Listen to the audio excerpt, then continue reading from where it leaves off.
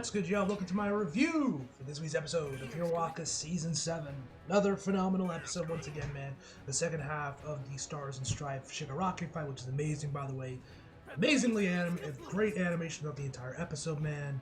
And yeah, with Stars and Stripe basically turning into the fucking Hulk around the end of it, which is pretty insane. The animation of that cut over there, man, was pretty insane. But anyway, let's just jump right in. So we start the episode off once again with Stars and Stripe as a brief little flash where we get her back on the Air Force base. Which, like I said, guys, I swear that Horikoshi had to take his inspiration from Carol with creating Stars and Stripe, just because, you know, blonde hair, she's in the Air Force, very much like Carol Danvers. All she's missing is the super short hair. I guarantee you he took some cues from Captain Marvel when he was creating Stars and Stripes, man, because, like, I don't know why else she would be in the Air Force, but why not the Navy? There's a lot of it. My dad was in the Navy. My mom was in the Navy. That's how they actually met. They were in the Navy. Why not the Marines? You know, Punisher was a Marine. Or the Army, perhaps. Or the Royal, or the fucking Coast Guard. Seriously, man, like, I had to take some cues from my girl Carol. Anyway.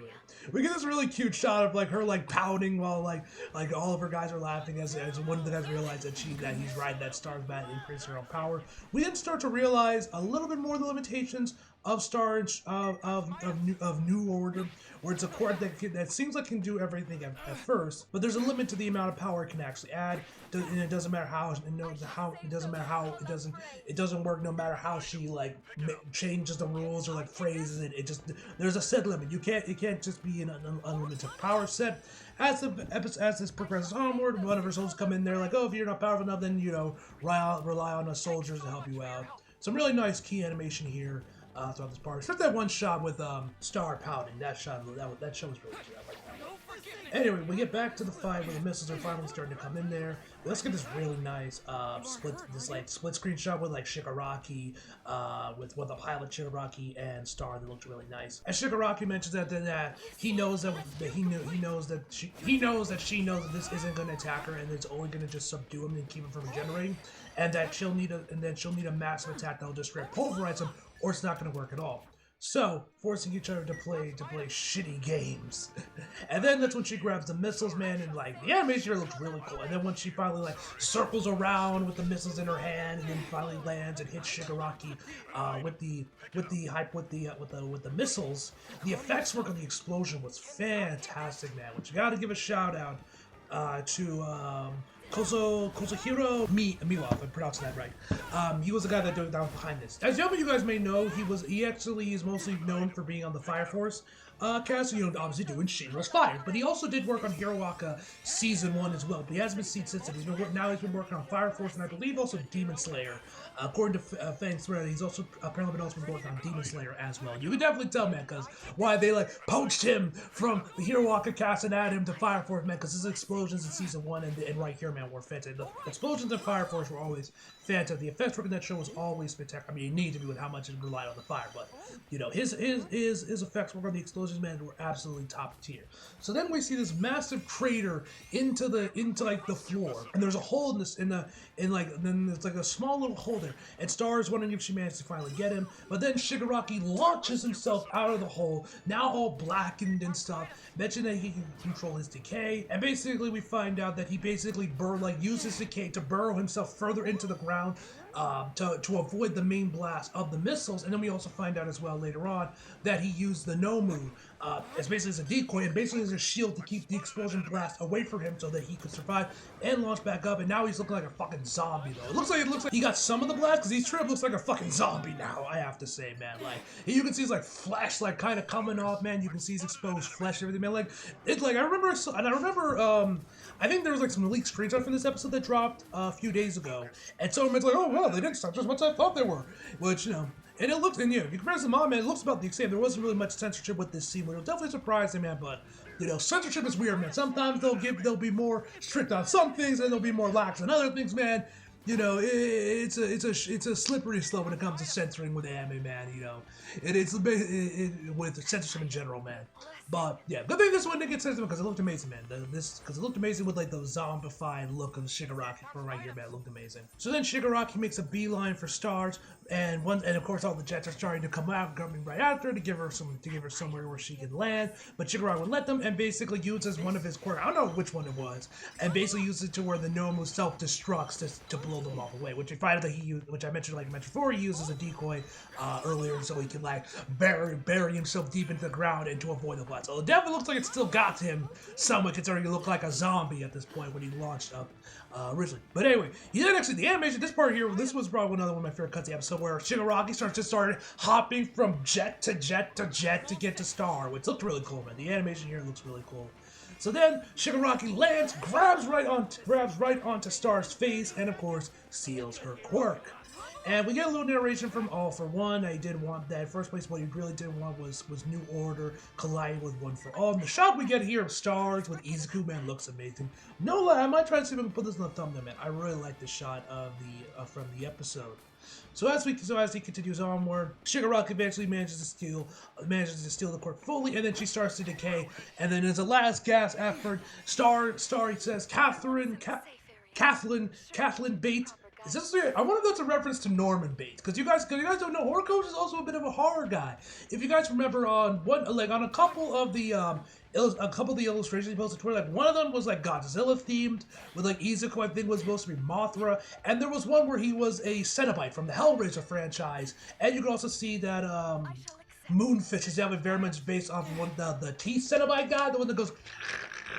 The clacking one, the one that was only just teeth, like you could tell, Horikoshi definitely is also a bit of a horror fan, along with being, of course, Marvel as well as Star Wars. I wonder if this is meant to be a reference to Norman Bates at all from the Psycho films. If it is, my man's got amazing taste in horror films, man. The Psycho movies are fantastic. Although I have only seen the original one and the remake, man, I haven't seen the sequel. Although I've heard the sequels are actually really good for like horror sequels, man. I've heard those are actually really, really good. But anyway, it ends up not working. She still ends up continuing to decay either way.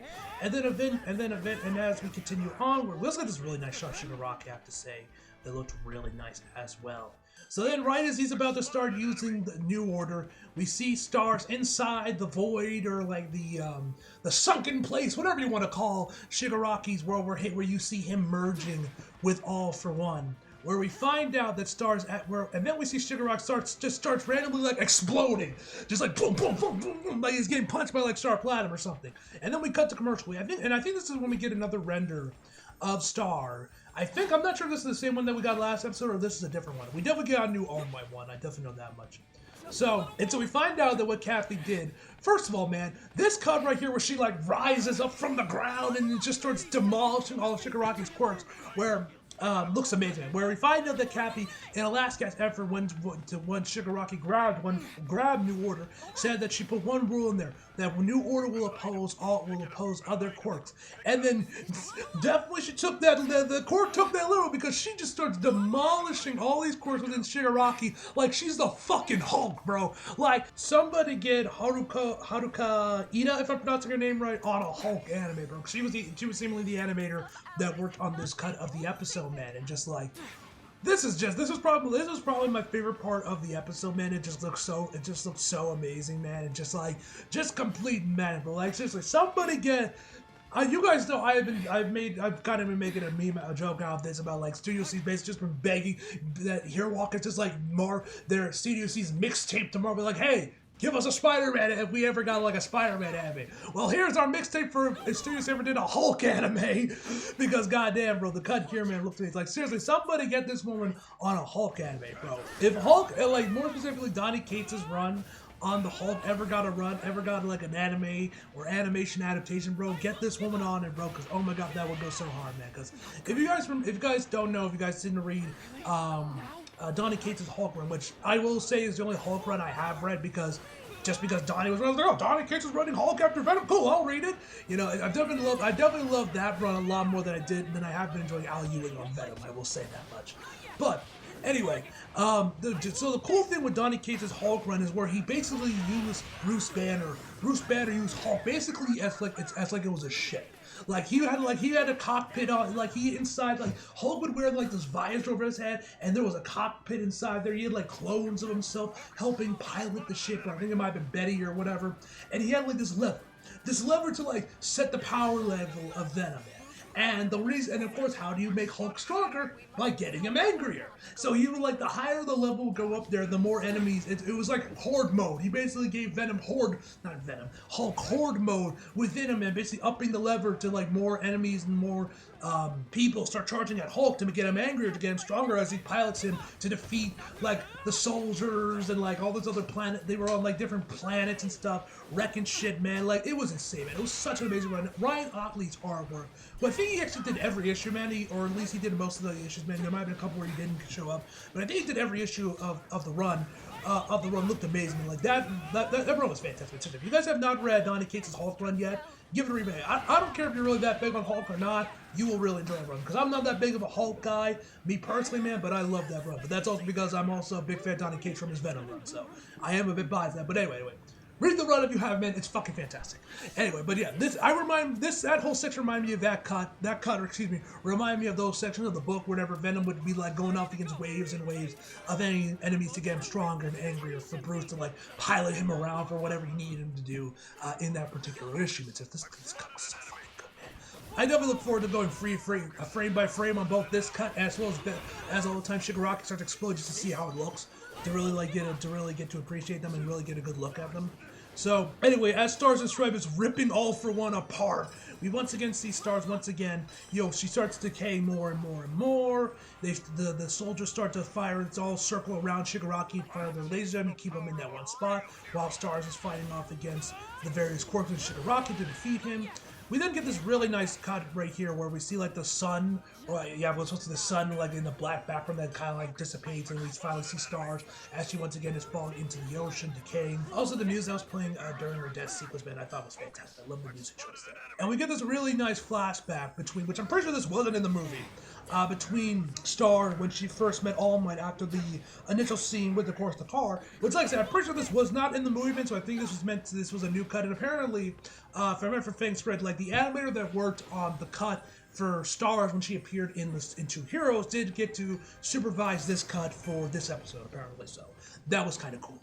But yeah, this was a really cute moment between All Might, and then she like salutes her soldiers as she falls down to the water, and like, a badass way to go out, you ask me, man. As an American, I approve. I feel very patriotic watching her death.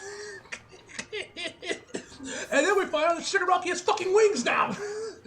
He is now turned into Man-Bat at this current moment and starts flying away from the rest of the soldiers. Obviously, they give him chase, and he's running away just so he can finally find someone to get rid of New Order, so he can start collecting quirks again and not, slowly self-destruct, within it, and is slowly self-destructing. So he runs away. He uses his EMP, a quirk that sends them back so he can get away. We then head over to a couple of bums, scrubs, randos, as you call them. A couple of random criminals. They're just chilling. They're like literally like absolute slobs, I have to say, man. Like they got like soda cans or beer cans, whatever, just cans like with cigarettes coming out of them, bro. Just really nasty shit. They're all searching through the TV. They're like, oh man, nothing's on. And so we find out the name of one of these scrubs. Scrubs. Okay, I'm not gonna try to think of them. One of these scrubs by the name of Kashiko Kashi. If I'm pronouncing that right. I think I am. I think I got that right, but I might be wrong. Anyway, eventually as they keep talking, Shigaraki comes bursting in through the wall like the goddamn Kool-Aid man, looking like a fucking beam with the long hair and the wings. Rushes over, and there's also like he's like his skin is like peeling off and shit. Looks really good, man. Rushes towards one of the guys and latches onto him and steals one of his quirks to, of course, make him quirkless and then give him New Order so he can finally get rid of this damn thing. So he can finally get rid of this quirk and stop slowly self-destructing. We then head back to Star Destroyer. She calls him an idiot. And like I said, the animation for this shot, man, looked really good with the blue filter on it. And she says, New Order will oppose other quirks. Thanks to all those quirks you have, I will also be caught in the backlash and disappear. Which I don't know if that has to do with like her destroying all the quirks. The opposing all quirks includes her own quirks, so she was kind of like killing herself along with destructing all the other quirks around Shigaraki. Not really quite sure exactly what you mean by that, but regardless, she starts disappearing.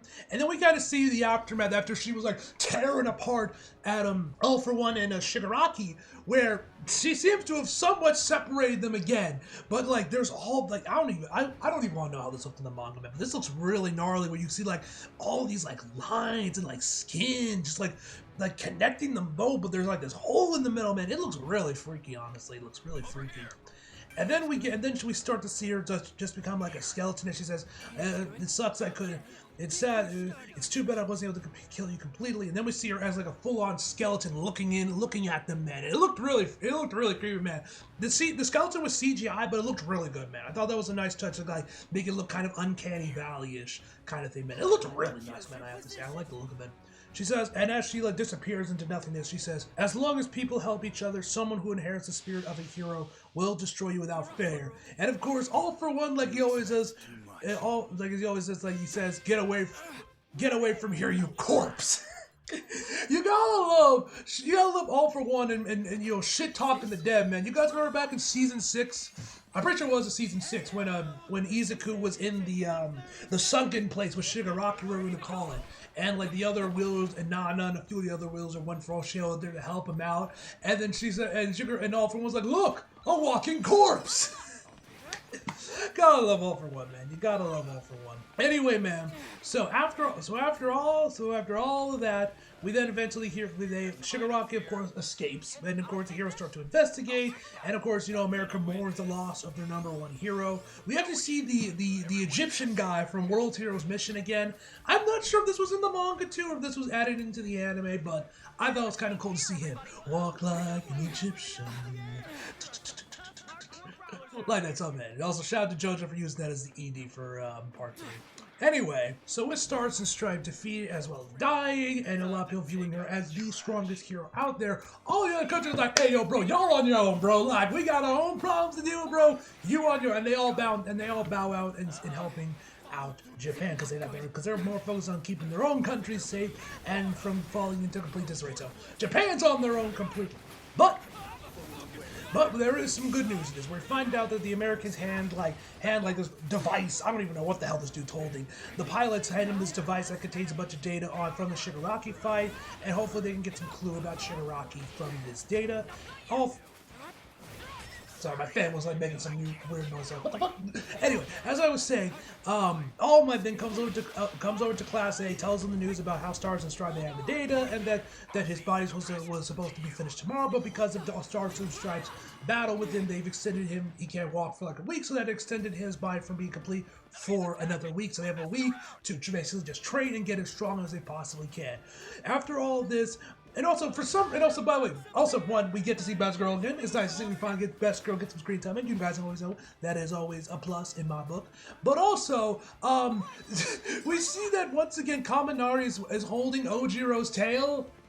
Why? Like, you guys may know that there's been a few episodes where Kaminari is holding Ojiro's tail, and I don't know why. Like, what is exactly is the purpose behind this, bro? Why is he holding it? And also, since when did he wear a choker? I don't recall him ever wearing that. Was that something just happened this season? Has that been a thing in the background for my previous seasons? Man, like, what's the deal with that one, man? I don't like the look of it, man. Like, it just looks weird on him, bro. Like, I don't think he rocks it. Like, I think Jiro rocks a choker pretty well, man. But the Kaminari, bro, nah, it don't look right on him, man. At least in my personal opinion. Anyway, they all say, let's go, we're training and everything, and Bako says that we've been training. Yo, what do you think we do? We have been training since you have been gone, bro, with the pussycats and everything in the doorman. They've already been training. They haven't stopped. And so then, this is pretty funny. Izuku's like, "Oh yeah, after that, well, if me, Kacha, and the others will stay safe, they would spar with me." Bakugo is absolutely offended and enraged by this. He's like, "Huh? I never said that. Did those jailbreakers break off your ears?" And straight up kills my boy in the background. Gotta love Bakugo, man. Gotta love Bakugo. So they're all prepped. All Might mentions about how these zygotes, I think is how it's pronounced. I've never heard of this word before. I was wondering if this verbiage was used in the dub. From back then, they've had some get flashbacks back to season 1 when they first debuted in their hero costumes and everything, man. They've all grown up and they're ready to fight. And it says this class is strong. I got to throw my plan at the end right now. So next episode preview, man, is mostly going to be with training, with the train which we saw, which we did see some of this in the trail with the students training. I do wonder if next week's gonna be the episode where we get that Uraraka scene. I've heard a lot about her, a lot of this big moment between Izuku and Uraraka. You guys know me, of course, and he's no shiver. So when I heard about there's this moment between them, and I was obviously excited for when the anime would get there, man. So I don't know if that's gonna be next week. That might be the following week, man. But either way, I'm excited. Best girl gets some more screen time next week, so I'm happy. And also, we also see Toru is hiding out in the shadows. You know, waiting, looking in on like 3 shadowy figures in the forest. Who are these shadowy figures? Who are these people? I guess we'll find out next week, because I don't know, man. I'm curious to see what Toru is even doing out in the forest, you know, and who is she watching? So I guess we'll find out next week. Anyway, guys, this was a spectacular episode, man. Another banger episode once again. And yeah, overall, I'm going to give this episode a 9.5 out of 10, guys. Hope you guys enjoyed the video. Like if you did, subscribe if you're new. Follow me on social if you feel like it. Links subscribe below. And as always, back for more. See you guys next time.